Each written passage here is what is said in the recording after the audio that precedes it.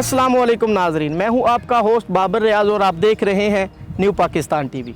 नाजरीन, आज मैं जिस शख्सियत से आपको मिलवाने जा रहा हूं वो थे तो पहले रिक्शा ड्राइवर, लेकिन अब 14 से ज़ायद बुक्स के वो मुसन्निफ़ बन चुके हैं और अब एक कामयाब राइटर भी हैं।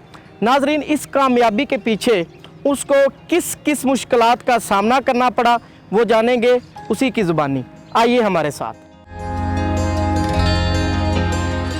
जी बिल्कुल नाजरीन, हमारे साथ मौजूद हैं फ़याज़ माही साहब। अस्सलाम वालेकुम सर। सर क्या हाल चाल है? ठीक ठाक है। सर सबसे पहले आप मुझे बताएं कि आपने अपना तलीमी कैरियर कब और कहां से स्टार्ट किया? तलीमी कैरियर तो जैसा कि सभी करते हैं, अपना जो लोकल एक स्कूल होता है घर के पास, वहीं से स्टार्ट किया। लेकिन अलमिया ये रहा कि मेरे पास वो पैसे नहीं थे कि मैं अपनी तलीम जारी रख पाता। फिर 8वीं जमात तक मैं पढ़ा हूँ, बल्कि 10वीं तक गया हूँ, लेकिन मैट्रिक नहीं कर सका क्योंकि मेरे पास 40 रुपये नहीं थे दाखिला फ़ीस भेजने के लिए। फिर तलीम का सिलसिला ख़त्म हो गया। लेकिन मैंने अपनी तलीम को जारी रखने के लिए फिर अखबारात पढ़े, जो गलियों में अखबार पढ़े होते थे मैं उठा के घर ले आता था, वो पढ़े मैंने। वो तलीम तो नहीं कह सकते, उसे इल्म हासिल करना कह सकते हैं। अल्हम्दुलिल्लाह आज भी 40-45 साल हो गए हैं मेरे घर में अखबार आता है और अखबार से मैंने सीखा है। 14 से ज़ायद बुक्स आपने लिखी हैं, तो इस कामयाबी का राज क्या समझते हैं आप? ये अल्लाह ताला की अता होती है। देखें, सादत हसन मंटो को देखते हैं तो वो भी, उनकी कोई इतनी तालीम नहीं थी, लेकिन आज उर्दू अदब में एक बड़ा उनका मोतबर नाम है और बहुत से मुझ जैसे जो हैं वो उनको पढ़ कर लिखना सीखते हैं। फ़याज़ साहब, सबसे पहले शाया होने वाला आपका जो नावल था वो कौन सा था?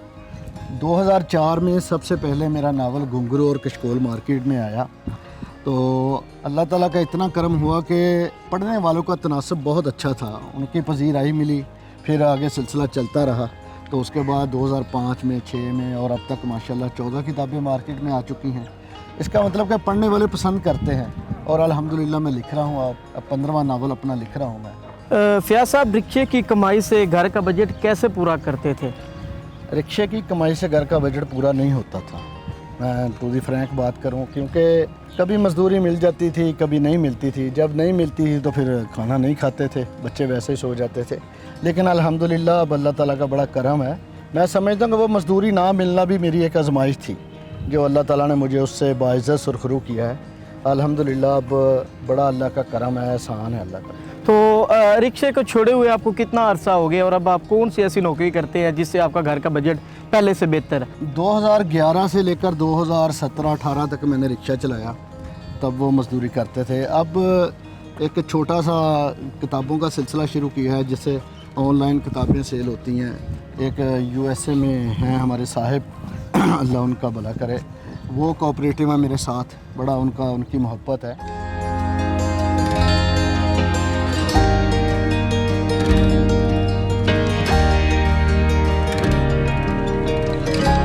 फ़याज़ साहब, पाकिस्तान में कितने इदारों ने अब तक आपके इस काम को सराहा और कितने इदारों ने आप तक अप्रोच की? लेकिन अल्हम्दुलिल्लाह मैं ख़ुद को खुशकिस्मत समझता हूँ कि अकादमी अदबियात की जानिब से भी मेरे काम को सराहा गया।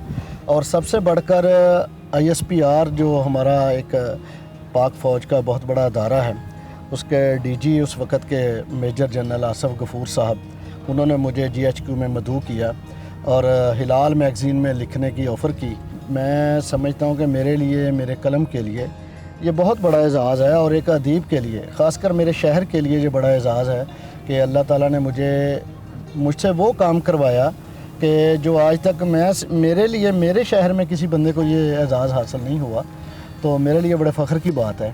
पाक फ़ौज का अदारा, फिर अकादमी अदबियात और फिर दूसरा ये फैसलाबाद आर्ट्स काउंसिल में मैंने जो काम किया, जो लिख के दिए ड्रामे, वो पाकिस्तान के मोतबर अदारों ने मेरे काम को सराहा है। ये मेरे लिए फ़ख्र की बात है। रिक्शा से लेकर राइटर तक का सफ़र कितना मुश्किल रहा आपके लिए? रिक्शा मेरी मेहनत थी, मैं वो मज़दूरी करता था। रिक्शा में देखें गालियाँ भी सुनी हैं लोगों की, क्योंकि मज़दूर को जिस नज़र से देखा जाता है पाकिस्तान में, आप सब जानते हैं। रिक्शा जो है वो मॉडर्न गधा गाड़ी कह सकते हैं उसे। जो गधा गाड़ी वाला मज़दूर है वही रिक्शे वाला मज़दूर है। रिक्शे का सफ़र मेरे लिए बहुत कठिन था, इंतहाई कठिन था। उस दौरान बीमारी ने भी मुझ पे हमला किया। अल्लाह ताला ने मुझे नई ज़िंदगी दी। फयाज साहब, लेकिन अब तो आप माशाल्लाह से कामयाब राइटर मुसन्नफ़ बन चुके हैं, तो अपने अंदर क्या तब्दीली देखते हैं आप? अपने इल्म का दर्जा मापना जो ना मैं समझता हूँ सबसे बड़ी जहालत है। मैं कामयाब नहीं हूँ, मैं अभी लिखने के सीखने के अमल से गुज़र रहा हूँ। हाँ, इतना ज़रूर है कि जो बड़े मुसन्निफ़ीन हैं उनकी सफ़ में मेरा नाम अदब से एहतराम से लिया जाता है। अदबी शख्सियात जो हैं वो मुझे कुछ लोग जानते हैं, कुछ हल्का अहबाब और कुछ फ़ैन्स ऐसे हैं जो मेरी तहरीर को पसंद करते हैं। ये एक बड़ा फ़ख्र है और एज़ाज़ है कि आज उन लोगों में शामिल हूँ जिनकी किताबें मैं कभी पढ़ा करता था। तो आज उनके किताबों के साथ मेरी किताबें लगी हैं।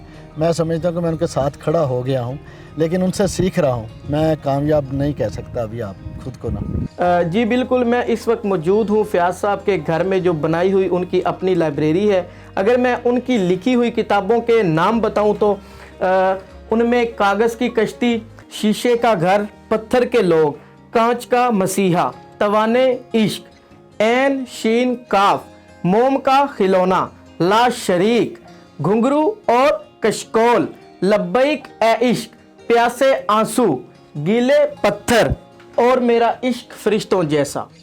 फयाज साहब, आप मुझे ये बताएं कि इस काम में घर में से आपको सबसे ज़्यादा सपोर्ट और हिम्मत किसने दी? मेरी फैमिली में कोई भी ऐसा नहीं है, ना मेरे भाइयों में ना मेरी सिस्टर्स में, जिनको नावल पसंद हो या नावल पढ़ना लिखना पसंद हो। सपोर्ट जो मुझे सबसे ज़्यादा की है मेरे दोस्तों ने की है, जो समझते थे कि मैं लिख सकता हूँ। उनकी सपोर्ट से मैंने लिखना शुरू किया। बहुत से दोस्त आए हैं मेरे पास जिनके सोशल मीडिया पे अपने चैनल्स हैं, उन्होंने मेरे साथ बड़ा कोऑपरेट किया, मेरे इंटरव्यूज़ किए और बेशुमार इंटरव्यूज़ किए। लेकिन जो कोऑपरेट मेरे साथ शहरोज़ इबाद ने किया है, मैं उनका बहुत मशकूर हूँ। ये बात रिकॉर्ड पे है कि सबसे पहले उन्होंने मेरा इंटरव्यू किया था। मुझे इस बात की बड़ी खुशी है कि अब शहरोज़ इबाद साहब ने अपना एक न्यू पाकिस्तान टीवी के नाम से अपना चैनल शुरू किया है, सोशल मीडिया पे, यूट्यूब पे है। ये यकीनन उनकी वो मेहनत रंग लाई है जो उन्होंने अपनी कोशिश की, गलियों में कैमरा लेकर घूमे हैं, दूसरे लोगों को फ़ायदा पहुंचाया। लेकिन आज अपने चैनल के सीईओ बनने के बाद मेरी नेक तमन्नाएं उनके साथ हैं, उनके चैनल के साथ हैं, उनकी पूरी टीम के लिए मेरी दुआएं हैं। मैं ये बिल्कुल बरबला इस बात का एतराफ़ करता हूँ कि इस चैनल को सब्सक्राइब करने वाले जो हमारे दोस्त हैं, जो इसको लाइक करने वाले हमारे दोस्त हैं, इस पर कमेंट करने वाले दोस्त हैं, उनको मालूमाती प्रोग्राम मिलेंगे, इस पर तफरीही प्रोग्राम मिलेंगे और वो सब कुछ मिलेगा जो इखलाक के दायरे में होगा और आपकी बेहतरीन तरबियत कर सकेगा। तो शरोज़ इबाद और बाबर भाई जो बाकी टीम है उनकी सबको मेरा सलूट है कि वो सहाफ़त को इबादत की तरह कर रहे हैं। फयाज साहब, इन सारी किताबों में सबसे ज़्यादा जो इंटरेस्टिंग और आपके दिल के करीब है वो कौन सी किताब है? ये तो वो बात होगी कि एक माँ से पूछते हैं किस बच्चे से ज़्यादा प्यार करते हैं। किताबें सभी माशाल्लाह, जो एक कारी भी हूँ चूँकि मैं, तो मुझे सभी पसंद हैं, लेकिन मेरा इश्क फरिश्तों जैसा जो है वो मेरी बहुत एक फेवरेट किताब है, एक कारी होने के नाते। इसके सभी किरदार बड़े प्यारे हैं, मैंने बड़ी मेहनत की है इन किरदारों पे। जी बिल्कुल फयाज साहब, फ़िल वक्त आप ISPR की हलाल मैगज़ीन के लिए वर्क कर रहे हैं। क्या अगर हुकूमत आपको इससे बेहतरीन अपॉर्चुनिटी दें तो क्या आप उसको अवेल करेंगे? जी हाँ, बिल्कुल करूँगा इंशाल्लाह, क्योंकि हिलाल मैगज़ीन में लिखना जो है ना वो तो एक आर्टिकल होता है, वो एक माह के दौरान हमने सेंड करना होता है ईमेल के ज़रिए। अगर गवर्नमेंट मुझे कोई अपॉर्चुनिटी देती है, जैसा कि मैं समझता हूँ कि पाकिस्तान में हर महकमे में करप्शन बहुत ज़्यादा है। गवर्नमेंट कोई भी महकमा मुझे सौंप दे बग़ैर किसी सियासी जो है ना असर और रसूख के, तो मैं अल्हम्दुलिल्लाह उसको ठीक करके दिखाऊंगा।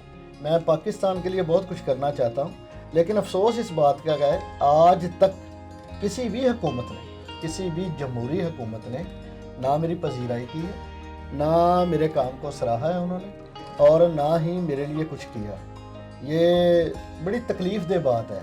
अगर किया तो मेरे लिए पाक आर्मी ने किया है, मुझे जॉब दी है, मैं लिख रहा हूँ हिलाल मैगज़ीन में, एक अच्छा आर्टिकल राइटर हूँ। गवर्नमेंट से मेरी दरख्वास्त है, मैंने पहले भी दरख्वास्त की थी, अब भी मैं इमरान खान साहब से दरख्वास्त करता हूँ कि सर आप तो माशाल्लाह बहुत किताबें पढ़ते हैं, आपने बहुत ज़्यादा किताबें पढ़ी हैं और आप समझते हैं कि किताब की अहमियत और अदीब की अहमियत क्या है। तो अगर आप कुछ मेरे लिए करें तो मैं समझता हूँ मेरे लिए बड़ी आपकी एक मोहब्बत होगी और किताब के साथ आपकी जो عزت اور شفقت ہے اس کو کتاب کو بھی پذیرائی ملے گی اور ادیب کو بھی پذیرائی مل جائے گی۔ جی بالکل، ہمارے پاکستان میں ایسے ادیبوں کی بالکل بھی قدر وہ نہیں کی جاتی، لیکن میں ریکویسٹ کر سکتا ہوں اپنی گورنمنٹ سے کہ ہمارے ایسے ادیبوں کی حوصلہ افزائی کے لیے انہیں فیسیلیٹیٹ کیا جائے تاکہ پاکستان دن دگنی اور رات چگنی ترقی کر سکے۔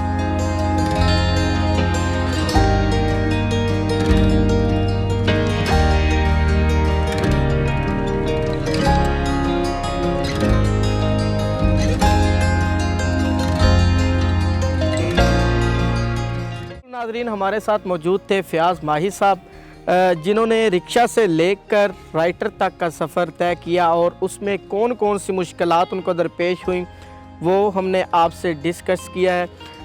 اسی کے ساتھ اپنے ہوسٹ بابر ریاض کو دیں اجازت اور دیکھتے رہیں نیو پاکستان ٹی وی۔ والسلام۔